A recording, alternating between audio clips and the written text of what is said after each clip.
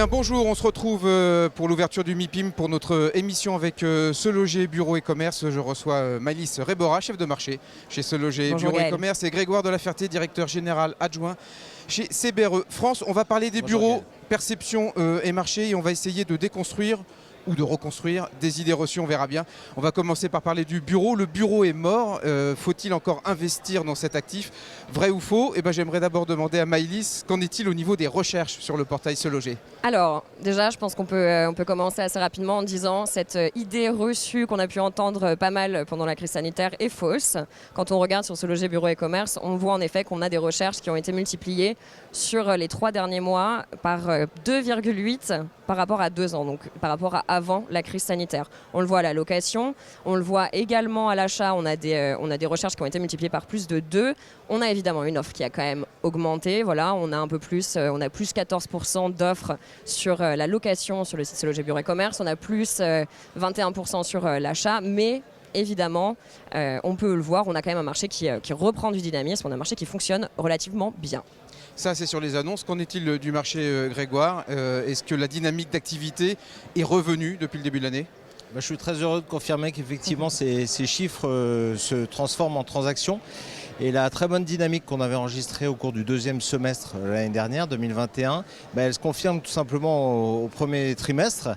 On voit effectivement cette accélération aussi des prises de décision des utilisateurs, avec 2 principaux marchés qui captent toujours les transactions. C'est d'une part Paris et l'hypercentre de Paris, le Paris QCA, et puis d'autre part, il fait toujours le marché de la Défense qui continue à attirer les utilisateurs et à capter une bonne partie des transactions. Néanmoins, on voit effectivement les marchés périphériques aussi commencer à reprendre quelques couleurs, ce qui est un bon signe. En tout cas, ce premier trimestre, il vient confirmer ce qu'on avait enregistré au cours de l'année passée. Ça veut dire que ça déconstruit encore une autre idée reçue, que tous les Parisiens auraient quitté la capitale? Alors oui, évidemment, je crois que et derrière toutes les entreprises, c'était en un fait, petit c'était peu ça, caricatural. Ce qu'on voit surtout, c'est quelques entreprises qui profitent de leur plateforme régionale pour les consolider effectivement.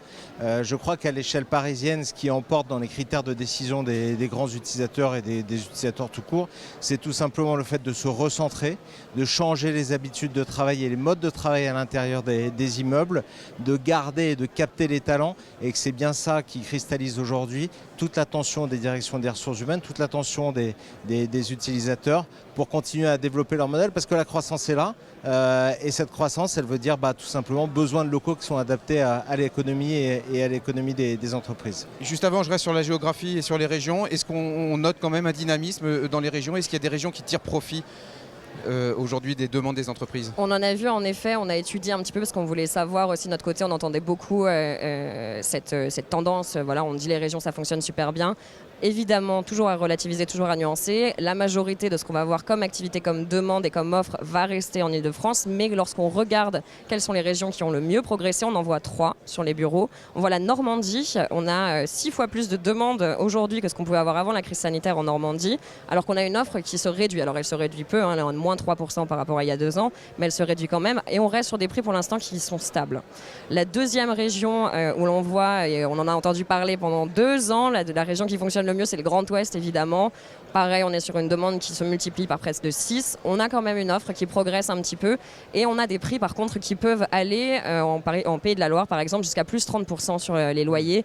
Voilà, on voit évidemment, on a une tension qui commence un petit peu à se cristalliser. Et la dernière, ce sont les Hauts-de-France, donc dans le nord où on voit une demande qui a été multipliée par 4. Mais on a une offre quand même qui augmente de manière assez forte et des prix qui ont tendance à un petit peu suivre le fort dynamisme du marché avec une augmentation à 2% sur les loyers. Dernière question pour tous les deux. Qu'est-ce que finalement la crise sanitaire a changé dans les types de bureaux recherchés, Maëlys? Est-ce qu'il y a des types de bureaux privilégiés dans les recherches des entreprises?